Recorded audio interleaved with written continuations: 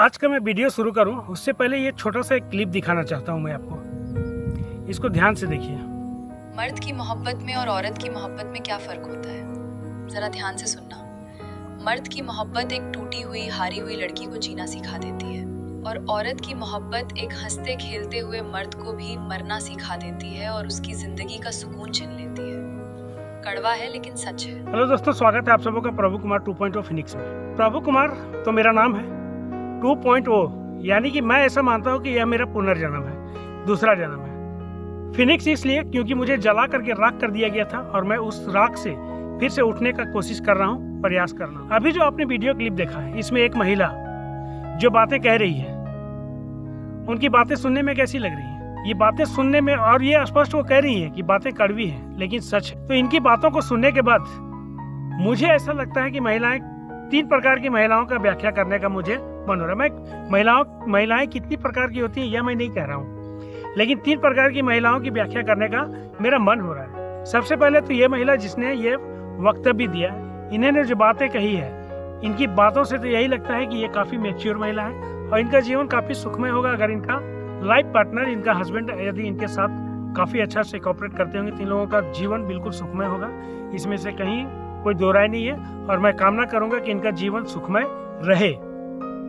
और दूसरी तरह की वो महिलाएं हैं जो अक्सर अभी समाचार पत्रों में मिल रहा है, और अब तो समाचार पत्र वाले भी उनकी समाचार को छिपा रहे हैं कि पत्नियां जो है सो अपने पति की हत्या कर रहे हैं। कभी पहाड़ से फेंक दे रही हैं, तो कभी मार करके बाथरूम के अंदर सील कर दे रही हैं, टाइल्स बिछा दे रही हैं, तो कोई चलती ट्रेन में हत्या करवा दे रही सुपारी दे करके, तो कोई अपने बॉयफ्रेंड और उसके साथियों के साथ मिल करके गला घोंट करके नहर में फेंक दे रही है ताकि पुलिस को यह नहीं लगे कि उसकी हत्या की गई है। मतलब उसको मारने के लिए एक से एक तरकीब लोग निकाल रहे हैं। ये 2 तरह की महिलाएं हैं, एक जिनका सुखमय जीवन हो सकता है या है, दूसरा वो महिलाएं जो अपना सुखमय जीवन उनका इंतजार कर रहे हैं लेकिन खुद से अपने जीवन को तबाह कर रही हैं कानूनी पटड़े में फंस करके।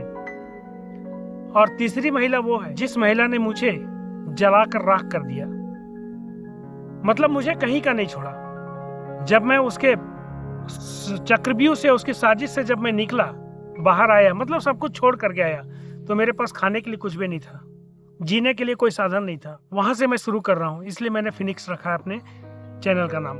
मतलब मेरे पास कुछ भी नहीं था और वहां से फिर से शुरू कर रहा हूँ, प्रयास कर रहा हूँ जीने का। एक तो उम्मीद है कि वो अपना सही सलामत जीवन गुजार रही होंगी, दूसरा अपना जीवन अपने हाथों से दबा कर रही है, और तीसरा जो मेरे साथ हुआ, इसमें मैं टोटल अगर देखता हूँ, कैलकुलेशन करता हूँ, तो मेरी पत्नी का कोई दोष नहीं है, या फिर डायरेक्ट बोले तो सारा दोष उसी का है, क्योंकि मेरे घर में उसका माँ बाप घुस गए, उसने मेरे जीवन को तबाह कर दिया। मेरे घर में घुस करके मेरे ही घर को 2016 में उसकी नौकरी लगी। नौकरी लगने के बाद हम लोग शहर में शिफ्ट कर गए ताकि बाल बच्चों का परवरिश को लेकर के, बाल बच्चों के साथ को रहने को लेकर के हम लोग शहर में शिफ्ट कर गए। और वहीं से 3 किलोमीटर की दूरी पे था हमारा ससुराल, उसके मायका। और वो लोग पीछे के दरवाजे से मेरे घर में घुस गए और मेरे घर में घुस करके पहले तो मेरी पत्नी को मैनिपुलेट किया, पूरी तरह से मैनिपुलेट करके मेरे खिलाफ बिल्कुल खड़ा कर दिया।